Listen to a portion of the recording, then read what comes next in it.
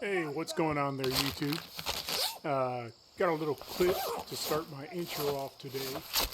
This is actually from the last video I posted, and I really enjoy this clip. It's on the playtest build that I am waist deep in right now. I'll be putting a couple more hours into it tonight.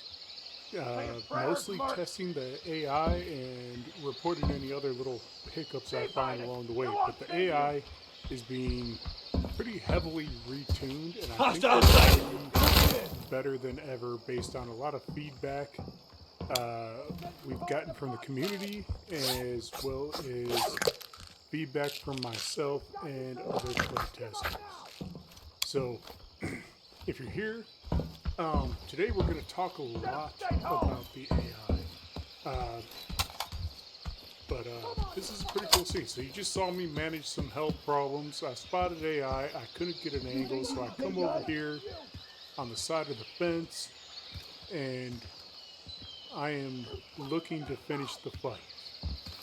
So I find one guy who lost track of me, and then this guy over here Help here!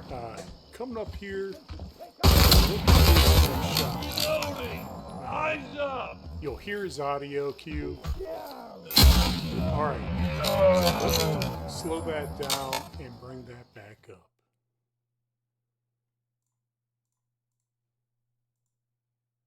Alright, here's that shot. Alright, I want to give a big hats off round of applause to the devs. I have played a lot of PvE titles in my time. I spent somewhere between 3,000 and 4,000 hours in Ghost Recon Breakpoint and Ghost Recon Wildlands. And while they did implement the AI having to reload, I don't believe I've ever seen the AI actually perform a reload animation. If you look real close, you can see that that magazine is not fully inserted in the weapon yet. So I actually took out this boss while he was in mid-reload, which, hey, I don't like to brag, but that was a pretty dang good shot. But I am more impressed with the fact that this AI is conducting an actual reload. I think that's amazing. So hats off to the IRR dev team, because I believe they are going to do the AI right for us. So why do I want to talk about the AI today? Well, on a almost weekly basis, we get asked, I'm going to transition over to the game here. We get asked to if there's going to be PvP added to Incursion Red River. And I am here to tell you that I don't believe the devs will ever add PvP. This is intended to be a PvE tactical extraction shooter. Alright. Now, if you really want to, technically, you can in fact PvP, but it would be a private game between yourself and 3 other players who wanted to PvP. The host could load up a raid. You could all take turns randomly joining the raid at different times. As long as you don't camp the original spawn point, you could have yourselves a little PvP match privately. Kind of more like the old GoldenEye 007 days than, what you're used to in other PvPvE type extraction shooters. But there will never be legitimate PvP in Incursion Red River, because that is not the devs' intent. So with that, they are working to ensure that the AI deliver an exciting experience to the player. I think they're doing a great job of that right now. And the playtest version of the AI that I'm in the middle of testing are amazing. I'm not going to show you any actual gameplay in the environment. I'm going to wait till we get this publicly released. But like I said, I'll be putting a couple more hours into it this evening, running a handful of raids, both on quarry and bunker, and seeing what we get. But what I did want to take some time to talk about is I have mildly brought it up before, but I want to talk about the actual AI settings and tuning.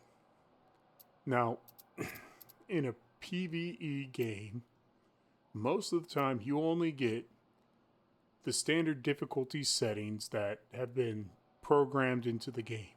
You don't typically get custom settings that allow you to actually control elements of the AI. So, if you really want to play this game well, you always have to understand your enemy. In this case, your enemy are the AI. So, let's go through this a little bit and talk about the settings. So, we're going to switch this over to custom. All right. Now, this setting is huge. You see, in the background, the devs are programming the AI to react and respond to situations in different ways. So this reaction time piece is huge because it drives how quickly they go into their checklist of reactions. And that could be whether they spot you, haven't spotted you, they find a dead body, or you shoot and you miss, and they're responding to the fact that they've been shot at. This reaction time is huge. So this can drive how you play the game and how you use it against them. If you can perform actions and take out the AI faster than this reaction time factor, you may never actually see them go into their responsive checklist. And I'm just referring to it as a checklist because I think that makes sense. If this happens, they're going to do this. If that happens, they're going to do that. So if you can beat the reaction time, you may never see that checklist. So if you're playing the game and it seems too easy and the AI aren't really providing you a challenge, perhaps you need to turn up the difficulty or go into custom settings and start with the reaction time. All right, from here, we go into AI memory length. So this reaction time is 0.4 seconds, AI memory length 60 seconds. So the longer this memory length is, the longer the AI will continue searching for you and responding to you or pushing towards your location. But if you hide out of sight, out of mind for over that memory length, the AI are going to go back to their normal standard patrol patterns. All right. Next is perception threshold. This factor is a percentage. So perception threshold is how much of you the AI needs to see to identify you, the player. In this case, for mid difficulty, because we were on mid difficulty and switched to custom, mid difficulty has this factor set at 25%. So if they can see 25% of your body, legs, head, chest, arms, whatever the case, they can identify you and they will start engaging you.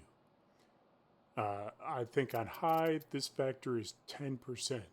So basically at the top of your helmet is peeking out over cover, they're probably going to spot you and start engaging. With that, perception range. I don't know if the factor is yards or meters, but I think it's close enough that it doesn't matter. So this perception range, let's call it 125 yards because yards make the most sense to me, but it's probably meters because that seems to be the way they are doing most of the stats. So within 125 meters, the AI can see you based on this 25% factor. Now, once they have seen you, they will lose sight of you when you get 250 meters away. Or you're just out of sight for that time duration, in this case 60 seconds. Perception angle, I believe this has to do with their field of view. I think this factor goes up to, so it goes up to 90. It's at 70, but this is their perception angle. So 70 degrees, so if you are 90 degrees to them, they won't see you. But if you are set within 70 degrees of their field of view, they will see you, and that'll start the chain of reactions, reaction time, and everything else. From there, you have perception angle lost.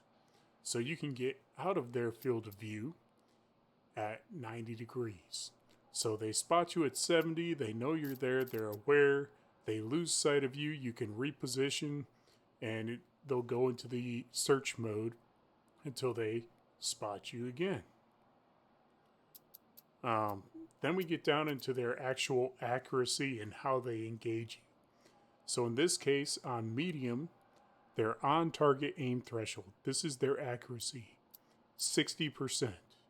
So the lower this number is, the more accurate they will be. The higher it is, the less.